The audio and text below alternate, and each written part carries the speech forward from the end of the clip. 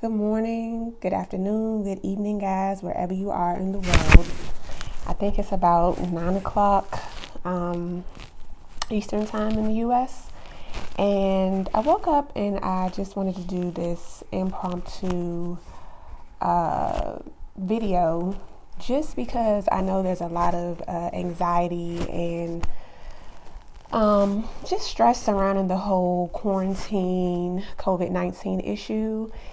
And I felt like it just needed to be addressed. I woke up, as you can see, I'm not in any glam, I'm not in any makeup, there's no intro, this is the raw, uncut me. I'm not even going to edit this video. Whatever whatever comes out, and this is going to be just a helpful video just to kind of address some of the anxiety and give some tips on how I've been managing it, and maybe it can help somebody out there. I'm sitting in here, t-shirt, my husband's sweatpants. You might see me look down a bit. I got my laptop. I took a couple of notes when I first woke up. So like I said, I could come on here and just, if nothing else, inspire us not to fall trapped to stress and anxiety surrounding the whole self-quarantine. So let's hop into it. As the title states, these are 5 ways to manage the stress and anxiety through the self-quarantine. And my very first tip is prayer. Now, I know this sounds very cliche because everyone is just saying, well, just pray about it. And it's all over the gram and everywhere, just pray. But seriously, when I'm facing something that's anything that's bigger than me, and even the small things, prayer really works. So there's one scripture in particular. It's Psalms 121, 1-2. I lift up my eyes, which cometh my help, because my help cometh from the Lord, and he made the heaven and the earth. That really speaks to me because that just lets me know that God is in control. He made all of this. He made the heavens and the earth. He made everything from the trees to the dirt we walk on. He made it all. So he is in control. He has the final say on however it's going to happen and what's going to happen. So I find comfort in knowing that God is just in control. And I'm really hoping you can find comfort in that too. And the other thing about prayer is not only pray for yourself. There are a lot of people out here. It's easy to speak from a standpoint of someone sitting in a house who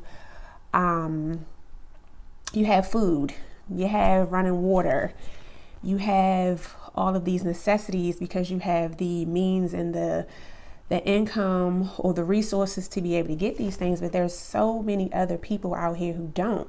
And honestly, I wasn't even going to get on here and address the whole issue about COVID-19 or self-quarantine, but I felt like as a aspiring influencer that it was necessary, because I don't want people to sit here and think, okay, she's throwing up videos about shopping or whatever, and that's all that I care about and that's all that's on my mind. No, I have the same worries and anxieties and fears that anyone else has. No matter how large or how small your audience is, as a YouTuber, I think we all have a duty to serve whatever audience we have. So I wanted to address some things about some of those who don't have. So we need to pray for others. I read an article about there are some homeless students. There are students who rely on food, the meals, which I already knew. They rely on the meals during the day from the school, the breakfast and the free lunch to be able to get through the week. And with schools being closed, there are some schools in my area who set up kind of like checkpoints for kids to be able to still get those free meals. But still, they're still on the streets. And what about the homeless people who they can't take shelter to try to combat the COVID-19, or the elderly people who maybe can't get out their house to get grocery? Or I had a friend post something on her Instagram stories that really resonated with me because it was something I hadn't even given any thought to. When you're in the store and you have those items that are labeled WIC, which are specific to a person who can purchase just those items that are labeled WIC. we go in there and we buy up everything, and we're not considering when those items are gone, those particular people do not have and won't have because they can't purchase anything other than what is designated to them in that store. So those are things we don't think about. Those are people we need to be praying for. Those are the people that we need to be reaching out and helping. And when you're thinking about helping someone else and thinking about how you can take your mind off it and pray, the stress and anxiety will suddenly just float away. I mean, I know mine's did. So that's tip number 1. Tip number 2, talk to some friends.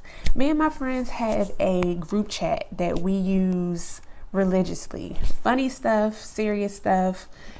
We talk about everything. So I've been on there, and I know my friends are like, girl, would you shut up? I've been on there blowing up the group chat. Any article I see, anything that I feel like is necessary to know, any changes in any regulations, I'm on there and I'm discussing it.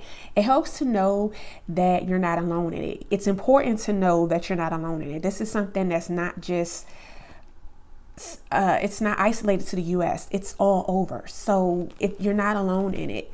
You're not by yourself. Now, I know, like I said, these tips are for those who haven't been directly affected by the virus, who hasn't contracted it, or who doesn't know someone. Of course, the managing the stress and anxiety of it is going to go well beyond these 5 tips, because this is coming from a person who does not have the virus, yes, but I do think it's important for us to know that we don't have to panic. You have friends that you can lean on. If you have friends that you can lean on, and if you don't, send me a DM on Instagram. Leave a comment in the comment section. My email is in my bio and in my about section in YouTube. Email me and I'll be your friend. We can talk about it, but just know that you are not alone. So tip number 3 is to go for a walk. So we are not confined to our homes, at least in my area. We're not confined to our homes where we are not allowed to leave our houses. Now, this is specific to those who are in areas where we're kind of under a mandate where we can leave to go get essentials, we can leave to go get food, medicine, things like that, and we can't be in crowds bigger than, the last I heard was 10, but I also heard 50. But say that it's 10. We can't be in crowds no bigger than 10. That's not to say that you cannot leave the house. You cannot go for a walk. You can't walk your cat. You can't walk your dog. It is helpful to get some fresh air, just to get out and just ease your mind. The sunlight sometimes really helps. Like, there's been studies that sunlight can bring about some happiness. So go for a walk. Tip number 4 is pour into your child. If you have a child at home and they are home from school because of the outbreak, this is the perfect time to pour into your child. And what I mean by that is teach them some things that you've been meaning to teach them, but just haven't had the time because you're on the run 24/7, like myself. So my daughter, she's going to learn, even though we've already been teaching her this, in pieces, but she's going to learn how to cook. We're going to work on some budgeting tips. We're going to work on some life skills. Like, this is the time. They're home, and why not? It's no better time than now. The 5th and final tip is to make a business plan. If you're like myself, like I said, I'm an aspiring influencer. There's a lot of things that I need to be doing. There's a lot of preparation. There's a lot of things that go into trying to pursue any type of business. So throw yourself into that. That'll take your mind off of it. Even if you weren't thinking about it, maybe now is the time to consider entrepreneurship.